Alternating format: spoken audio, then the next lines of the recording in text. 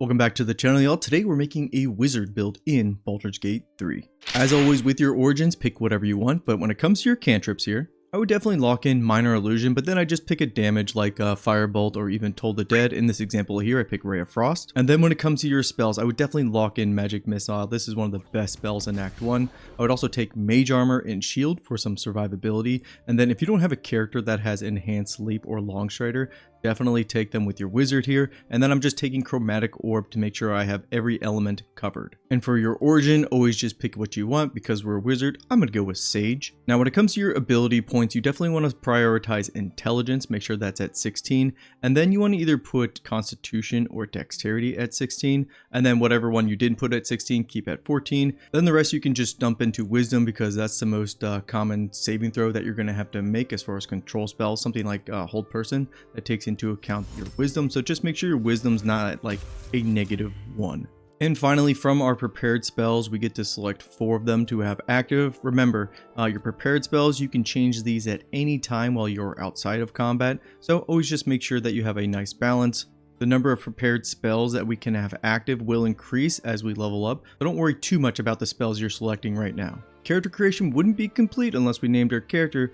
I'm thinking something like Dumbledore. Is that how you spell Dumbledore? No. Let's just go with Dumbledore. Yeah, that'll do. Alright, so starting off with the leveling process here. Level 2 Wizard, we pick up Abjuration as our subclass. And so this is going to give us an arcane ward every time we cast an Abjuration spell. Note, a spell, not a cantrip. So something like Blade Ward, not going to synergize with this. But this will give us an arcane ward that'll protect us and mitigate damage. This makes Abjuration Wizard one of, if not the best tank in the game. And that hurts to say because I'm a paladin and a fighter player, and you'd think they'd be the best tank, but no.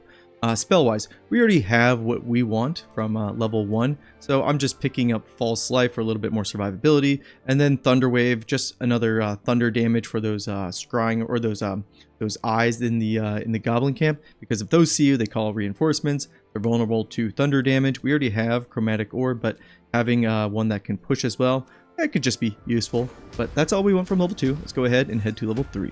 Now at level 3 Wizard, we pick up our level 2 spells. Now every wizard can scribe scrolls. So if there's a spell that is very common, something like I would say Misty Step, Scorching Rays, or even Hold Person, you come across a lot of these scrolls and we can just pay a small fee, and then those spells will be in our spell list that we can, swap out as our prepared spells. So I don't think we need to take any of those 3. I would take something like Shadow Blade. This can be really helpful. This can be a melee character. So if you want to build it more towards that, not a bad idea. Mirror Image, you do find some scrolls of this as well. But for the sake of this video, and so we can move on, I think I'm just going to take, I think I'll just take Mirror Image. We'll just go with that. And then we'll move on to level 4. At level 4, we get to pick up another cantrip. This is when I take Shocking Grasp. But this is going to have a lot of synergy later on, probably around like level 7 or so. But we want to pick it up now. As far as our spells, for the sake of the video, I am just going to take Hold Person, and then I'll take Misty Step as well. I always want to pick Arcane Lock, but honestly, this is such a niche spell. I don't know. If any of you use Arcane Lock, let me know what you think about it. But at level 4, we get to pick up our first feat. Let's just talk about all our feats right here and now. Ability Improvement, and just bumping up your Intelligence, probably just the go-to. Some other feats that I would consider. Alert, that's really good. Dual Wielder, if you're going to use 2 staves. That's a really good choice as well. We are going to have a concentration, so Warcaster, that's never bad as well. But I'm just going to go with Ability Improvement, and then later on, I probably will pick up Dual Wielder or Alert. I haven't decided yet. Probably one of those 2. And now we can just move on to level 5. Now at level 5, we pick up our level 3 spells. I would lock in Glyph of Warding here. This is another Abjuration spell, so it's going to synergize with our subclass, but also it does AoE damage. You can select the elemental type. It'll scale up with our levels. Just a really good spell for damage here. Kind of will be either between Magic Missile and Glyph of Warding. Magic Missile, honestly, it's just so good, guys. But other than that, the other spell we want to pick up is Counterspell. Again, another Abjuration, so every time we counterspell, we're going to get even tankier. Really good there. Some other spells that you would want to consider, I really wouldn't actually pick up Fireball or Lightning Bolt. Both of these, there's a lot of scrolls of, so I wouldn't waste a spell slot on that. Haste, on the other hand, This is probably what we'll pick up at level 6, so let's just go ahead and head to level 6. You can see that we have 9 prepared spells, so a lot of options building for us here, and we're still basically kind of in Act 1. Now, level 6 Wizard, we pick up another subclass feature. We can project our ward onto an ally as a reaction. Again, we ourselves are very tanky, but now we can, help our allies with survivability, which we could already do that with shield, but this is just another way to kind of achieve that same thing. Spell-wise, this is where I would pick up haste. This is going to be our main concentration. Just flat out, just amazing across the board. Being able to cast 2 spells in one turn. Haste is just really good. Now we do need to start worrying about our concentration because we don't want to lose that concentration with haste. But we'll address that a little bit later on with multi-classing. Now for our last spell pick here, let's just go with remove curse. This makes some of the puzzles, especially in Act 3, really simple. And yeah, we can move on to level 7. Now at level 7, this is when I would start to consider multi-classing. The first multi-class choice that I would go with is actually Warlock here. Subclass wise, maybe the Fiend, but not so important. Cantrip wise, I would take maybe something like Booming Blade, especially if you're taking Shadow Blade. These two synergize really well together as far as just a lot of damage. And then I would take maybe Mage Hand if you didn't pick that up already. Spell wise, this is why we actually want to go into Warlock real quick, is Armor of Agathis here. This is going to be an amazing spell for this build, making us very tanky, but also being able to reflect damage, and basically enemies will just be killing themselves. You'll see how this is going to work out in the gameplay section. Other spell that I would take, maybe Command. Command is just really good. Now this would be going off of our Charisma modifier, and as you can see here, our Charisma is at 8, so it's not going to have the greatest chance of succeeding. Maybe that be something you want to address, but having Command just on hand is just going to be really handy. So that's level 7. Let's move on to level 8, and I'm just doing one dip into Warlock. The other multi-class that we're going to be doing is Fighter. Fighting style, we're going with Defense, and then we're going to take one more level into Fighter here, and that is for Action Surge. Again, Haste plus Action Surge. We're just going to have a very, very strong opener. And Action Surge will come back on short rest. Now at this point, I would completely re-level, starting off with Fighter, so that way we get all the benefits of Fighter, being able to wear basically every piece of equipment, but also we will be proficient in our Constitution, which is going to help out Haste. From there, I would just do that one dip into Warlock, and then we're going to finish the rest of the way as Wizard. Now, returning back to Wizard, spell selection wise, we get our level 4 spells. Now for me, for spellcasters, I love to just make sure we have that control option, especially for bosses. So I'm going to be picking up Confusion here, but Banish, this is another good concentration ability, and it's an Abjuration, so this is going to synergize with our subclass. Now after taking Banishment, we are level 11, and we get some more level 4 spells. I'm just going to take Greater Invisibility. This is really strong, especially if you have a hit like Ranger who has Pass Without Trace. Really good synergy there. For the sake of the video, I'm just going to take Ice Storm just for another like AoE damage ability. For our second feat, I'm going to stay boring, just going to bump up our intelligence because I actually want to use a staff and a shield to help bump up our armor class even further. But if you want to use dual wield, that's completely fine, or taking Warcaster. That's probably actually what I would prioritize. That's kind of what I'm landing on here. I don't think we need Alert necessarily, but that's not a bad choice. There's a lot of options, essentially. Now, for our last level, level 12, we get our level 5 spells. The only one that I want to make sure I pick up is Hold Monster. Again, I want that control with all my spellcasters, or at least to have it as an option. We also get Planar Binding. Again, this is an Abjuration spell.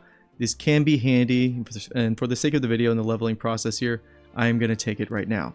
Other than that, we have 14 prepared spells. We have a great list here. Let's go ahead and move to the gameplay section where we can show off the synergy again with Armor of Agathis and our subclass. Now, moving on to the gameplay section, let's first talk about equipment. And by that I mean we're not going to have anything crucial when it comes to equipment. Most of my builds, they are like a baseline, a framework, meaning you can plug in this into your campaign no matter where you are, or if you missed out on any piece of equipment, and it's just going to work. Is equipment going to make this build even better? Absolutely. But I want to show you it working all on its own without any, like, again, piece of equipment that's juicing it up. I also mentioned not picking up a spell like Fireball, and that's because these scrolls are so readily available that you can just learn the spell. It's going to cost you 150 gold, but we can learn it that way, and then boom, right there in our spell list, we can select it if we want. We're not going to need to, but just kind of showing how that works in case you don't play a wizard. Prep wise, you can already see that we start off with 9 ward charges, and that's because we have our level 9 wizard.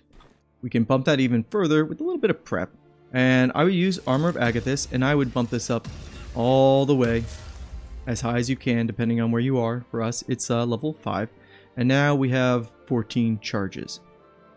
Other prep skills, because we have armor on, Mage Armor's not going to work for us. In Act 1, again, your bread and butter is going to be using Magic Missile, you're going to use Mage Armor, and then your reaction ability for Shield. I don't think Shield actually will bump up our ward charges, even though it's an Abjuration spell.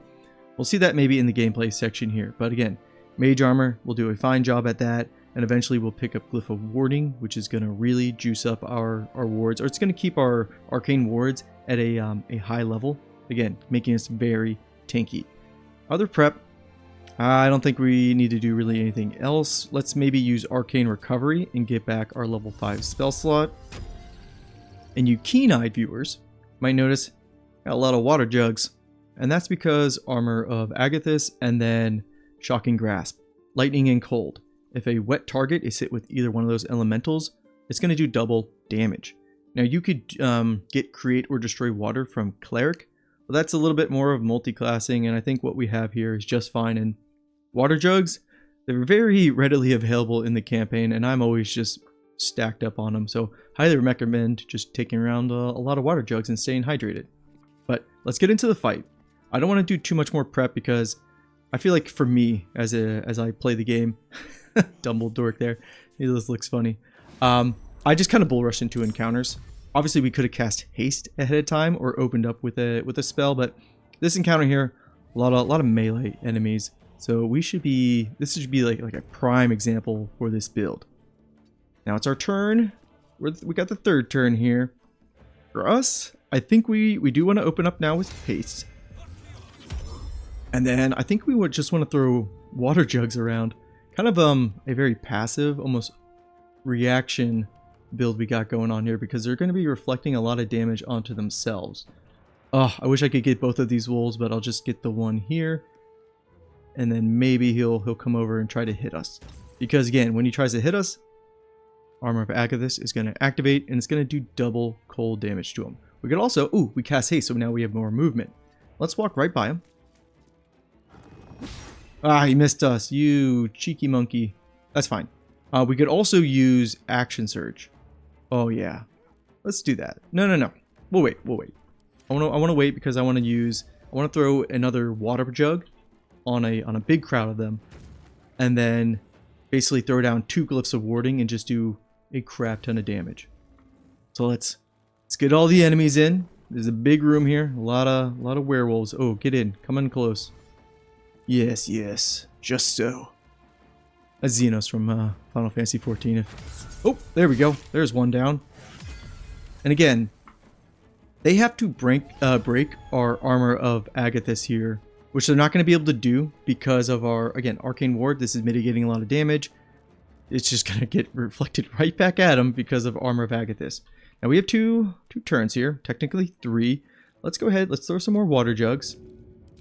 Let's get a lot of them right here. Oh man, I feel kind of bad for them. So they're all vulnerable now to lightning damage, which we could do that, but Glyph of Warding, this is a really good spell for AoE damage. We can get a lot of them. Oh yeah, that hurt them a lot. Arcane Ward is up to 15 stacks now. They are in trouble. Now we can use Action Surge and we can do even more damage. This is why we took Shocking Grasp, by the way.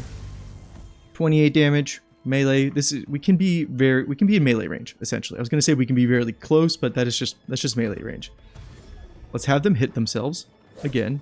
Oh, we also could swing at them. That's another reason why Warcaster is good, because we can use Shocking Grasp as a reaction. Again, lightning damage. And this is why I like using cold damage, because the enemies will slip a lot. And they're not even breaking our our temporary hit points. Like, we're still at 25 out of 25. Our arcane ward mitigated all of it. Now, admittedly, those are bats and rats, and they're not doing too much damage to us anyways. But maybe one of these wolves can hit us. Probably not. This is a very, very strong build. Again, oof. And we don't need to use up all our spell slots. We just use Shocking Grasp. That'll do. We could have thrown another water jug at him. We don't need to do that. But we can just stay right here. This is like a solo build, by the way. I don't use it as a solo build, but if you're trying to solo Honor Mode or Tactician, something with Abjuration Wizard is going to be very helpful, again, for this synergy here. Because they're going to get a lot of attacks off. They're going to hurt themselves. Okay, now let's see here. We got Shield to proc. We're at 16 charges. So let's go ahead and use Shield. No. Okay, I didn't think so. For whatever reason, Shield does not actually add to our charges there because we're still at 16. God, they have a hard time hitting us. And that's because we have 22 AC. Again, look at our gear. Not good. But with Shield, that's bumped up to 27. Yeah, they're in a lot of trouble. What else do we want to do to them? Command. Again, this is going to go off of our charisma. Still 50%, 45 there. That's decent. But you'll see that if we use Hold Monster, that's up to 80% because our intelligence is obviously higher. We're not going to use it because it'll break our haste, and that would be bad. That would put us down for a turn. Let's just go ahead and I guess we will throw another water jug. Or who's still wet? These two are still wet. Let's go ahead. Let's change it up with lightning. We can use both of those elements. Say goodnight. Yeah. And then let's finish off one of these rats with a little Shocking Grasp. And we haven't moved the entire time. We haven't really been hit, or we have been hit, but our arcane ward hasn't been broken. Just really, really tanky. Insanely tanky. Again, we'll show off we have 18 charges right now. Doesn't get bumped up to 19. So again, shield does not work as far as giving us ward charges. Other than that, let's go ahead and get rid of this wolf. Okay, he's going to dodge it. But we can also provoke their opportunity attacks. And if they hit us, they're basically dead. Yeah, he's dead. Sorry about that, bud. Who else? You? Oh, sorry about that. Now, if he was wet, that would have been 50 damage. That's really good. Ah, you're done. And then there's just a couple rats left. I can't see them amidst all the bodies, though. They're going to try to hit us. Go ahead. Kill yourselves. And that's really it. That's the build with basically nothing on. Taking out this full room. We didn't get touched. 81 health, maxed out. Still at 25 temporary hit points. If you have, again, a character like this in your party, they're just going to be able to tank so many blows and just be up the entire time and just be able to do consistent damage. Again, just carrying around a lot of water jugs, using Shocking Grasp. Oof. Really, really powerful, y'all. But alright, that's the build. That's the video. Let me know what you guys think about the Abjuration Wizard. Obviously, what I showed off in this video, this is the build that I like to play when it comes to the Abjuration Wizard. There are a ton of ways you can build out this subclass. So let me know what you think about it in the comments below, and I will see you guys next time. Peace, and take care. Oh man, the Wizards Club, they're going to invite me back in after this one. I just know it.